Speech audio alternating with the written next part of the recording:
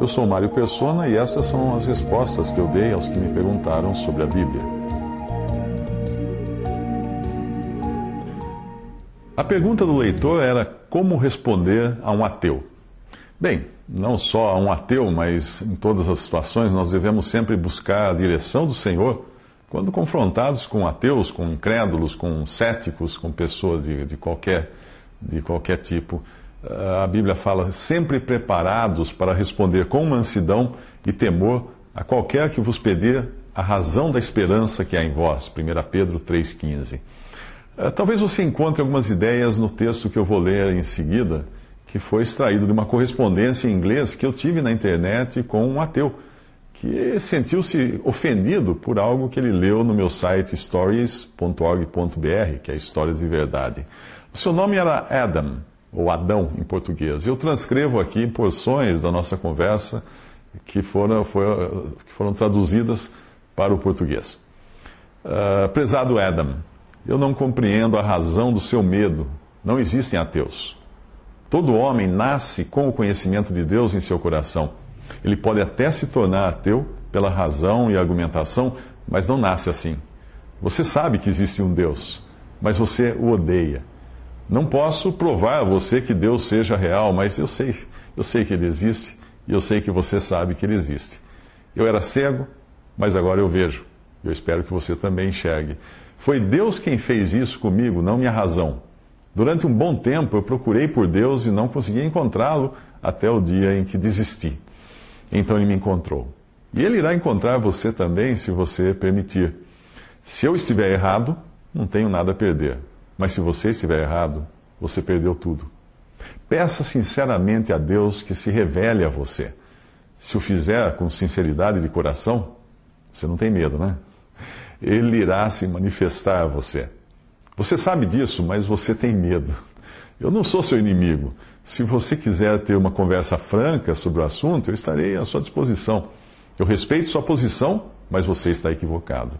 Se você for corajoso o suficiente para mergulhar em uma busca real e sincera, me escreva. Desculpe por ter demorado tanto até para responder a você, mas eu não quis fazer com pressa e preferi ponderar cuidadosamente sobre tudo que você escreveu. Mesmo que eu não concorde com você a respeito do que você pensa, eu respeito a sua posição, pois ao menos ela parece mais consistente até do que a que tenho encontrado nos sites de ateus que existem na internet. A maioria dos textos que eu vi até hoje parecem terem sido escritos por crianças iradas, que não têm outro objetivo senão chocar. Elas parecem ser o mesmo tipo de pessoas que escrevem em portas de banheiros públicos, né? Nesse sentido, você já deve ter reparado que a internet não só oferece muitas páginas escritas, mas também muitas portas pichadas. Eu vou tentar acompanhar os seus argumentos. Eu sou brasileiro e por isso você talvez repare que meu inglês não é perfeito. Você disse: não tenho medo de coisa alguma, porque não acredito em um juiz supremo que irá me mandar para o inferno por causa de minhas ações. Por falar em medo, porque você não sai por aí e mata alguém, porque você não rouba. Eu não faço essas coisas porque eu as considero moralmente erradas. Bem, você possui um padrão moral. Todas as pessoas têm um padrão moral. Os seres humanos possuem um padrão moral e ele sempre está acima de suas possibilidades de atendê-lo. Você já reparou que até mesmo os nativos considerados primitivos pelas modernas sociedades, eles, apesar de não serem primitivos, também têm um padrão moral? Chame a isso de vontade de Deus, moral, ou como você quiser, mas é algo que todos possuem. O ponto para o qual eu quero chamar a sua atenção é que esse padrão moral é sempre mais elevado do que o homem consiga alcançar.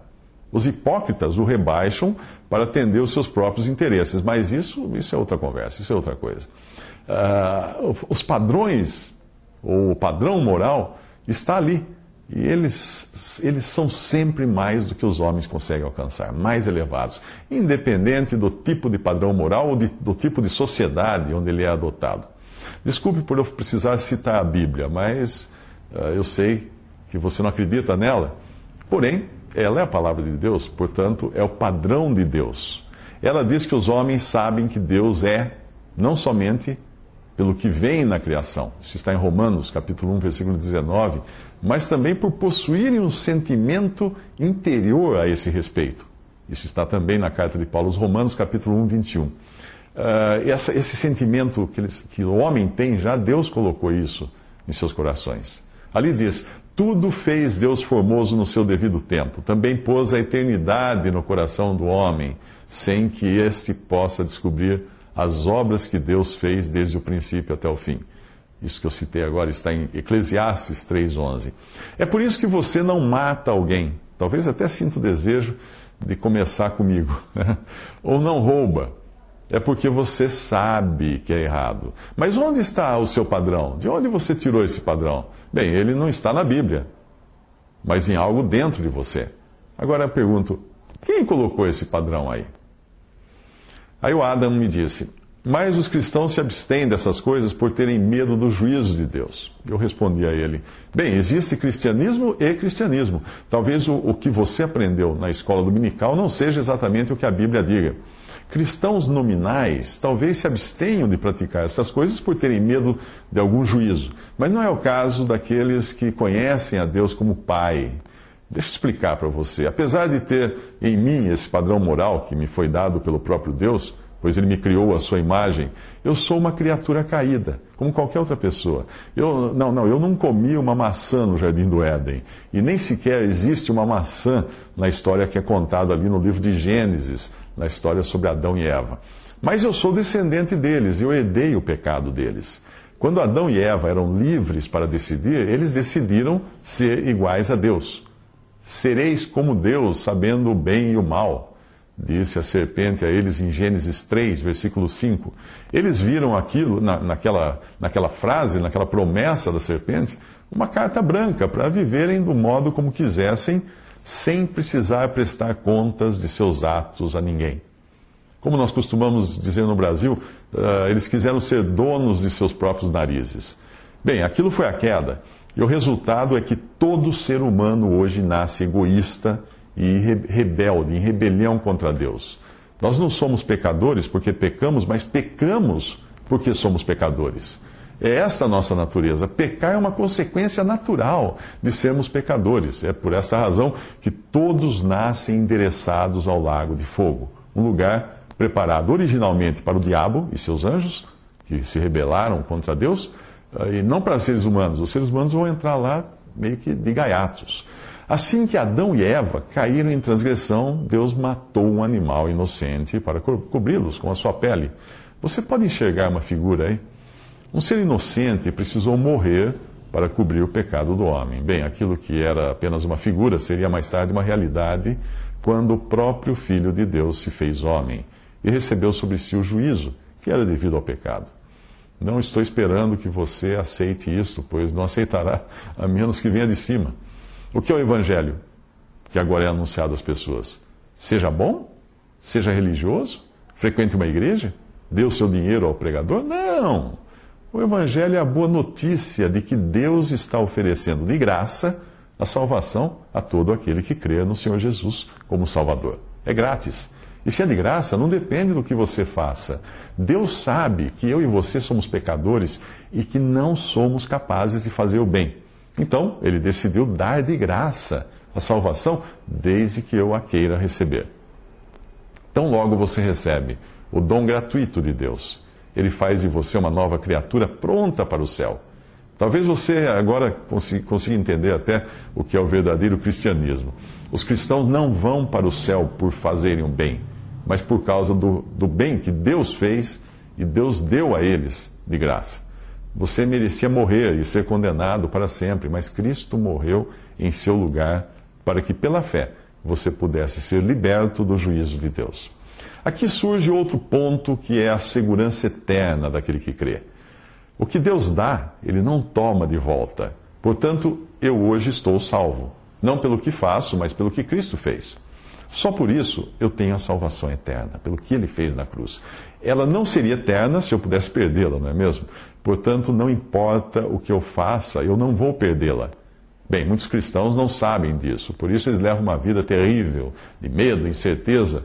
Eu não tenho medo de ir para o inferno, porque agora isso é impossível de acontecer, com aquele que foi salvo por Jesus. Então, por que eu iria querer fazer a vontade de Deus?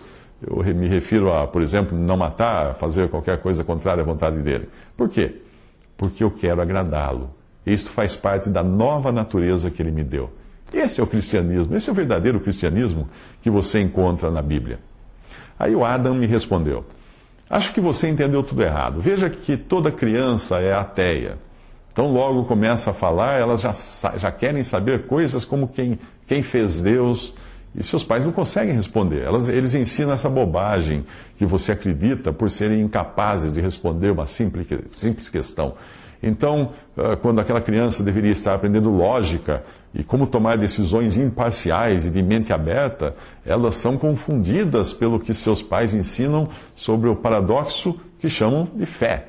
Eu mesmo não consigo entender a razão de alguém acreditar em algo que não faz qualquer sentido, simplesmente porque os seus pais e amigos dizem que você precisa ter fé. E se um adulto não entende isso, quanto mais uma criança? Os pais simplesmente confundem os seus filhos, portanto, se eles ficam confusos, é por causa de seus pais.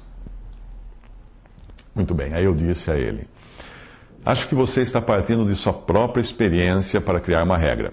É claro que os pais fazem isso independente do grupo de pessoas ao qual pertencem. Não são apenas os cristãos que fazem isso, mas é um comportamento universal. Este é o ponto para o qual eu quero chamar a sua atenção. Existe um conhecimento universal de Deus, independente do modo como ele é expresso. Você pode lutar contra o cristianismo, mas você não pode negar que todos os povos têm a noção de um Criador. Você fala em lógica. Não seria lógico os pais deixarem passar para os filhos esse conhecimento que eles naturalmente têm, uma vez que ele está tão intrinsecamente ligado à própria natureza humana. Afinal, Deus pôs a eternidade no coração do homem, diz Eclesiastes 3:11. Sim, meus pais me ensinaram isso dentro do contexto da religião católica, mas mesmo assim eu abandonei aquela religião quando eu tinha uns 18 anos de idade. Eu não via lógica nenhuma nela, como você poderia dizer. Então eu comecei a minha busca, que acabou me levando a desafiar a Deus para que ele se revelasse a mim caso existisse. Foi um processo doloroso. Não pense que os cristãos que você vê por aí nasceram assim porque seus pais injetaram o cristianismo em suas mentes. Não, o cristianismo precisa ser pessoal para ser real. Ninguém pode decidir pela salvação de outra pessoa. Cada um deve ter um encontro pessoal com Cristo, com o próprio Deus. Caso contrário, o seu cristianismo será tão real quanto o de um papagaio que aprende a repetir versículos da Bíblia. Eu estava na faculdade de arquitetura quando precisei me curvar à evidência de que existia um Deus e ele estava muito interessado em mim. Cristo havia morrido para me salvar, o que provavelmente não faz qualquer sentido para você por não conhecer a ele pessoalmente. Naquela ocasião eu havia comprado 2 livros, um tentando provar que Deus não existe e outro sobre profecia bíblica, veja você. O primeiro apresentava lógica e razão, mas mesmo assim você precisa ter uma boa dose de fé para acreditar nos argumentos humanos. O outro livro trazia fatos como o acerto de 100% das profecias bíblicas que já se cumpriram e mostrando as chances de 100% das demais profecias bíblicas também se cumprirem no futuro. Eu fui convencido por esses fatos. Você não acha fatos razoáveis? E não fui convencido por uma decisão cega. Antes que me pergunte, eu não sou mais católico e nem sequer pertenço a qualquer religião tradicional organizada. Eu simplesmente me reúno regularmente com um grupo de cristãos para ler a Bíblia, orar e adorar a Deus, sem clérigos, sem denominação, sem uma organização eclesiástica. Aí o Adam me disse: é triste que o mundo, a maioria, como os cristãos, budistas, muçulmanos, etc., não sejam capazes de ir além de sua fé e encontrar razão. De qualquer modo, é um consolo saber que as religiões dos romanos, dos incas, dos índios e de tantos outros povos desapareceram. E o cristianismo segue ladeira abaixo. Talvez sempre existam pessoas tolas o suficiente para seguirem uma religião, ou azaradas o suficiente para terem sido condicionadas por seus pais, e serem incapazes de alcançar um patamar acima desse condicionamento, como eu e outros conseguimos. E eu disse a ele: Adam, você quer o meu aplauso? Aí ele continuou: você escreveu que eu sei que existe um Deus, mas sinto ódio dele. Sua afirmação é tanto falsa quanto verdadeira. Não, eu não acredito nele. Mas vamos por um momento e para o bem da argumentação imaginar que Deus exista. Então sim, eu odeio um ser que vê sua própria criação sofrer de AIDS, câncer, miséria, guerras e solidão, apenas para provar aos homens que eles não são dignos dele, segundo sua própria opinião. Deus matou crianças. Você se lembra do dilúvio de 40 dias e 40 noites? De Sodoma e Gomorra? Em ambos os casos, todas as pessoas que morreram eram ímpias. Permita-me discordar. Em toda a minha vida eu jamais encontrei um bebê ou uma criança ímpia, e mais, eu nunca encontrei um animal ímpio na floresta. Mesmo assim, Deus nos matou a todos nesses episódios. Sim, se Deus existisse, eu odiaria, pois se você ler a Bíblia com uma mente sem preconceitos, verá que Deus é mau. Aí eu disse para o Adam: existem coisas que acontecem em sua família que você nem perderia tempo explicando para mim, pois eu não entenderia. São assuntos pessoais e somente um membro da família seria capaz de entender. Não que sejam coisas que exijam um diferente grau de inteligência, mas é preciso ser membro da família, conhecer sua personalidade, para entender algumas coisas que são apenas para quem faz parte dela. O mesmo acontece com as coisas relacionadas a Deus. Há coisas sobre Deus que você não conseguirá entender, a menos que se torne um membro da família de Deus. Eu perderia um tempo imenso tentando explicar essas coisas e você não entenderia. Tudo o que você mencionou aconteceu porque o homem decidiu ser independente de Deus. Um ato de rebelião sempre traz consequências. O que mais você poderia esperar? Só para falar dos animais, sabia que eles sofrem por causa do homem? Eu sei que você tem uma Bíblia aí, leia Romanos 8, de 20 a 23. Eu não posso provar a você que Deus seja real. Isso é algo que você deverá descobrir por si mesmo. Aí ele me disse: sim, você está certo, e eu tampouco posso provar que Deus não exista. É por isso que precisamos de provas para dar suporte a qualquer uma dessas opiniões. O ateísmo diz que não existe nada ali, portanto assume a hipótese nula, que não depende de prova. O deísmo afirma que existe algo ali, o que exige uma prova. Até onde eu sei, não há provas nem de um lado nem do outro. E mesmo você terá de admitir que para uma ou outra coisa, nós dependemos da razão. Aí é a minha vez de dizer a ele que talvez eu não tenha usado as palavras corretamente. Eu não posso provar aquilo que você precisa descobrir por si mesmo. Mas eu posso mostrar a você fatos, se você tiver interesse. O que dizer das evidências na própria profecia bíblica?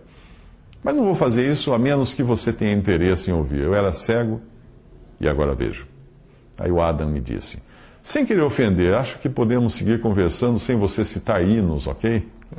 Eu não citei um hino, Adam, mas João 9,25. Porém, você mencionou um hino e provavelmente foi Amazing Grace, Graça Sublime, escrito por John Newton, que morreu no início do século XIX. E antes de se converter, ele foi capitão de um navio negreiro. E você talvez fique surpreso ao ler o que ele diz em sua biografia. Ele diz assim: ele se lembrava do que a sua mãe lhe ensinava, que se fizesse o que era correto, Deus o amaria e cuidaria dele. Porém, a sua mãe morrera, e já que seu pai havia se casado com outra mulher, John sentiu que já não era bem-vindo por seu pai, e muito menos por Deus. Ele então decidiu que Deus não existia. Isso está no livro Slave Ship Captain, The Story of John Newton, escrito por Carolyn Scott. Respeito a sua posição, Adam, mas você está equivocado. Aí ele me disse: você soa como um verdadeiro fundamentalista. Você tenta dar a impressão que conhece seu interlocutor, mas não conhece, pois você tem uma mente estreita. Adam, perdoe-me por ter de dizer isto. Sim, eu conheço você porque eu já estive onde você está. Eu não tenho o objetivo de me gloriar dizendo isto, mas é apenas para você saber que nós temos os mesmos antecedentes nesse sentido. Quer você goste ou não, pretendo orar por você.